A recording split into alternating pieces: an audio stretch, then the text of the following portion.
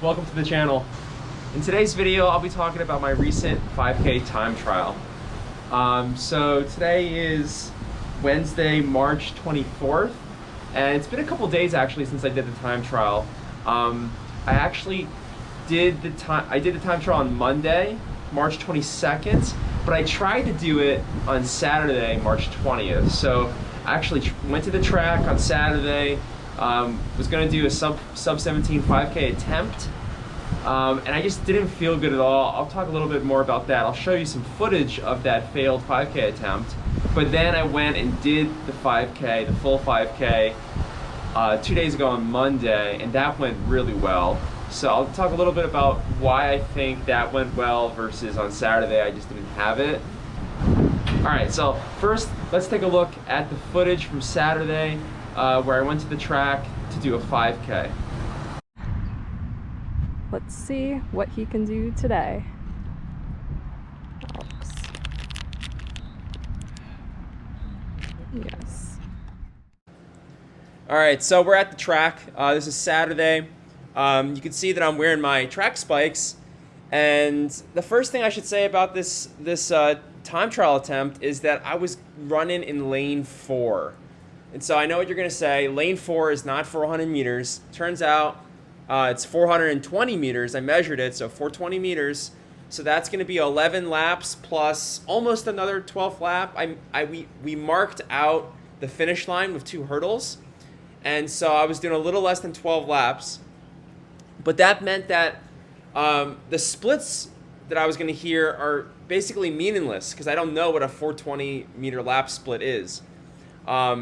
So I was relying completely on the GPS on my watch to give myself information about my pace, and I was just shooting for 5:28 per mile for that sub 17 5K pace.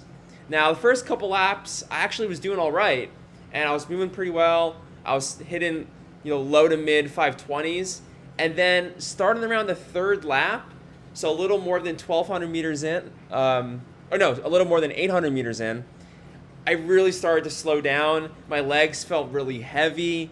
My breathing wasn't that hard, but my legs felt heavy. They weren't responsive, and I started to slow down way too much. And by the mile mark, I hit the mile in 5:39, so that's 11 seconds slow at the mile, just not what I wanted to do. And I felt really bad, and I was slowing down at that point to basically tempo run pace. So I ended up dropping out of this time trial attempt little less than 5 laps into it.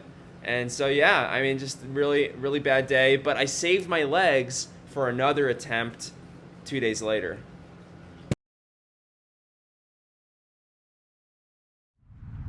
Come on, Alex! Woo! Oh, Alex, no. No, no, no, no. I could tell you were... I'm going 6 minutes. All right, so 2 days later, March 22nd, I did the time trial again. This time I was at a park. On the road, I was wearing my Nike Vaporfly Next Percent, and you can see here 5K. I ended up running 17:06. So really, really good run for me, just based off the training I've been doing. You can see it's the fastest 5K I've ever run in Florida, believe it or not. Not my PR, but the fastest I've run in Florida. And so I actually had my goal for the race was a little bit more conservative than the sub 17. I basically, after Saturday, I reevaluated where I was at and looked at my training log and all my workouts that I've done recently, and especially that 2-mile time trial I did 10 days ago in 10:48. That kind of told me, you know what, 17 flat or breaking 17, it's possible, but it's a bit of a reach goal. It's a bit of a reach. So I wanted to go out a little bit more conservatively for 17:15, and so I was aiming for 3:27 per kilometer, and you can see I did a good job of doing that. First 4 kilometers I ran about 3:27, then I kicked for a 3:18 the last kilometer. So who knows? You know, I had a lot left. Or maybe not a lot left, but I did have like a decent finish the last kilometer. So maybe if I went out a little bit more aggressively in the first mile, maybe I would have been able to break 17, or maybe, you know, running that conservative early pace actually allowed me to get the most out of myself. So, you know, I ran this loop. I was running in the Nike Vaporfly Next Percent. They're not so good on turns, but I didn't have a whole lot of turns on this course. So I just felt really good compared to like running on the track. I think running in lane 4, actually, maybe it was like not a great idea. It just felt weird. It felt weird running in lane 4, and psychologically, it might have just thrown me off a little bit. The reason I was doing that is because there was a lot of standing water in one part of the track in lane 1, 2, and 3. So I didn't want to run through all that water. Ended up going out, swinging out wide. I didn't want to do that. I just wanted to run the whole time in lane 4. But anyway, you can see my mile splits were really good. My second mile was the fastest mile of the 5K. So I went out 5:33, then 5:29, 5:31. That's never happened before for me. My second mile is not usually the fastest. In fact, comment down below if you've ever run a 5K with the second mile being the fastest mile of the race. It's pretty rare. I used to coach a lot of high school athletes, and the second mile is never really the fastest mile of the race. It's the first time it's ever happened to me. So comment down below if that's what's happened. So I'd be really interested to hear about it. And I wonder if, you know, that maybe means that I could have run a little bit faster and push myself more in the first mile or the last mile, but who knows? I mean, 5:30 pace was pretty good for me. And considering where I was at the beginning of the training cycle, I'm pretty happy with it.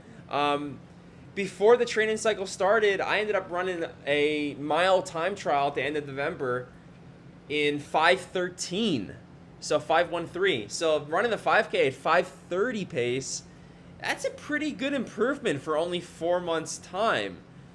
So I'm happy with that. And, you know, I think a lot of it has to do with just maybe taking the pressure off myself a little bit. I think on Saturday I was really kind of nervous, and something about wearing Vaporflies on the road kind of really gets me like excited to race. It's a really fun shoe to run in, and that I think helped offset some of the nerves. But anyway, yeah. If you like this video, make sure to hit the like button so it helps YouTube show this video to more people. If you haven't already, please subscribe to the channel so you don't miss out on the workouts or any of our future videos. I'm going to have a video later this week that's going to detail the entire training cycle for this 5K, starting in December and then all the way through the present day. So I'll analyze all my workouts, show you guys my entire training log. Anyway, that's it for today. Run energized.